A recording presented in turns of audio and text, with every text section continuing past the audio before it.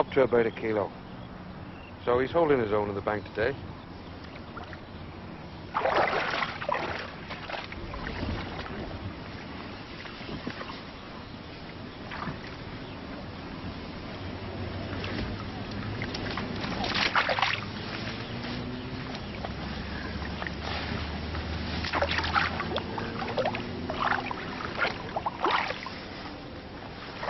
Phil McCaffrey from Northern Ireland, better known as Boots, normally. Go on, tell us a story about the boots, Phil. Well, I started wearing them in, as a size 11s, and I used to get, they said it was my boots was getting lucky draws. I was winning so many matches, so I just kept wearing them. So it's unusual to see you with waders on today, isn't it? Yeah, I never go to fish with my big boots. Where are the boots? On the bank here. So as soon as you get out of the water, they're back on, are they? Yeah. What about the waders? Are they bringing you any luck today? Not really. I'm missing out of fish, you know, laners and... Are you? Not sitting down to feed, you know. Are there a lot of fish out there? There's a lot of fish there, yeah. Any ideas why they're not feeding? They're probably going to spawn, you know. Yeah. Because the bream we've been catching is all rough in the head. You know, they're all full of, you know they're going to spawn. Listen, I've heard a rumour that this is your first time out of Northern Ireland, is that right? Well, apart from England, I never fished in England. It's my first time ever fished in Northern Ireland. And what do you think of it? It's a lovely country as well. It's like Ireland, this. You could live here, could you? This is magic fishing here, yeah. You brought your wife as well? Brought my wife, yeah. And apparently all the mother-in-law jokes have been thrown out because your mother-in-law's looking after the children to allow you to come over. Is that right? Yeah, I'm getting some stick about it. Spoiling all the boys' fun as well. In what way? Bringing away from me. Oh, I don't think so. I'm just getting a bit of stick about it, that's all. I put it in my leg.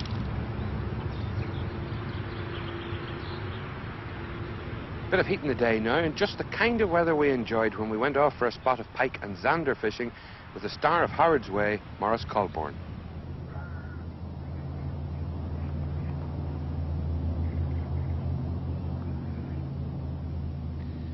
We're still in the Danish Midlands. This is Scan Lake, all 900 acres of it.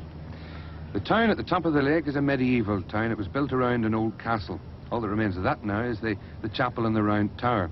Interestingly, in Britain and Ireland, they used to build round towers as a defence against the Danes. I don't know why they built them here. Each year they net about 20 tons of coarse fish out of the lake. Now the reason for that is that the Danes fish mostly for the table.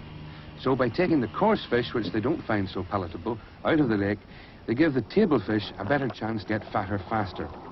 Included amongst those table fish for the Danes are pike and zander, ferocious predators, a great scrapper, and who knows, we might get lucky with an experienced angler, because our guest today is actor and angler, the star of Howard's Way, Maurice Colborne. Get much chance to fish during Howard's Way? I mean, you're saltwater based, at least that's what one would think. Well, we get a hell of a lot of good fishing down in Hampshire, where we do the filming. And we're released there from the studio work twice a year. We do filming in 2 blocks.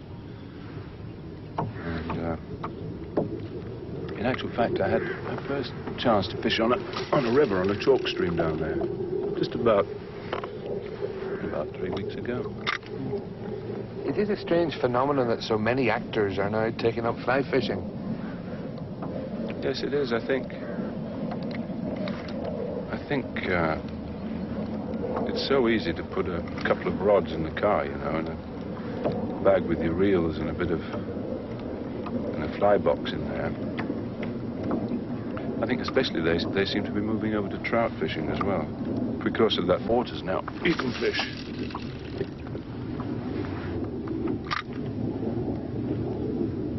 Any problems, if you don't mind me inquiring, with with keeping your wife happy as an angler? I mean, it is a time-consuming pastime. Yes, it is. I'd like her to learn wouldn't we all? to fish. Yes, quite. And I think she'd make probably a very good one. Your wife Jeannie was telling me that, in fact, you were fishing when she met you. Yes. Hampstead Heath, in one of the ponds that's used for swimming. And I had an old dog, a young dog, with me, a border collie. And things were getting a bit quiet on the fishing front. And who should happen along but this Chinese girl? Very Was beautiful. jogging by. Yeah. A very attractive Chinese girl. Came jogging by. What does she do? The first thing she does is pat the dog and say, "Oh, what a lovely dog." It's a cracking ploy, Morris. It's a wonderful ploy. And so, of course, we started talking, and then I responded by saying, "Would you like a couple of tickets for the show I'm in, my dear?" And I was doing Bartholomew Fair at that time, just down the road at the Roundhouse. So she did come. And eventually we got married, and we've had this extraordinarily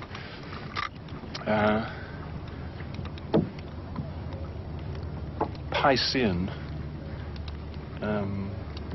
leitmotif running through our lives. Because when we went on our holiday, when we went on our honeymoon, for all sorts of reasons, again, because of work and things like that, I wanted to take the old fella on a holiday. Your father? Yeah. And I knew, because of work commitments, that I could only take him in the month of May. And I wanted to take him fishing. So the only place to go was Ireland, of course. And so that's where we spent our honeymoon. Hang on, father came too? Father came too, yes. So you can imagine she's a very tolerant woman. Yes.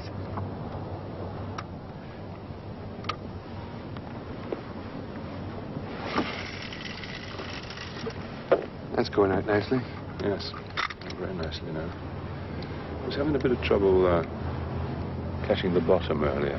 Want to go a little slower, I think. Yes, I didn't realize how slowly you really got to fish these bar spoons.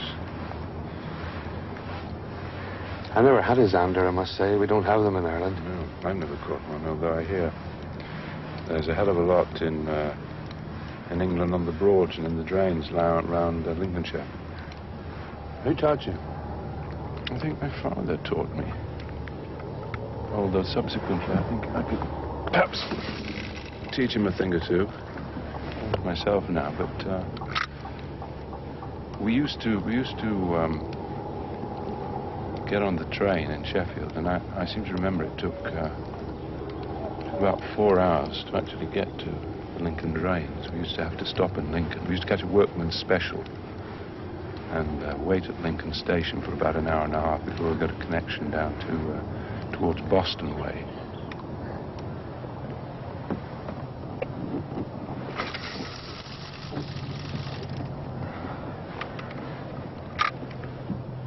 Do you find it particularly stressful working on a big production like Howard's Way?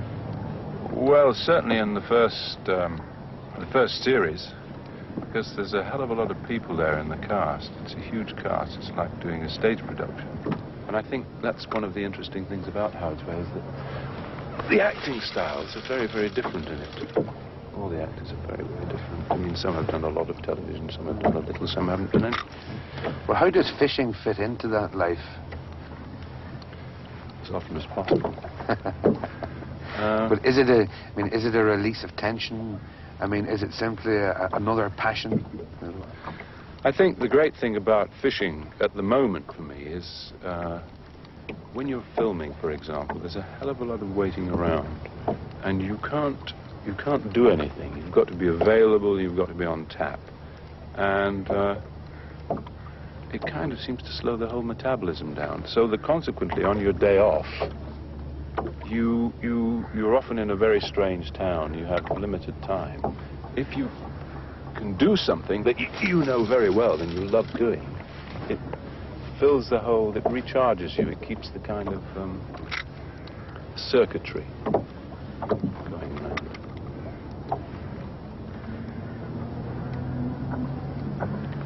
Actually, you know, Derek, there's something I ought to tell you about the Half Moon. In the early days, of course, it had no Arts Council subsidy. So we had to subsidize ourselves by taking the lead off the old warehouse roofs that were being pulled down in the East End at the time, which we used to roll off Give me that again. You subsidised the theatre by stealing the lead off roofs. By stealing lead off roofs, yes. And these were big warehouse roofs.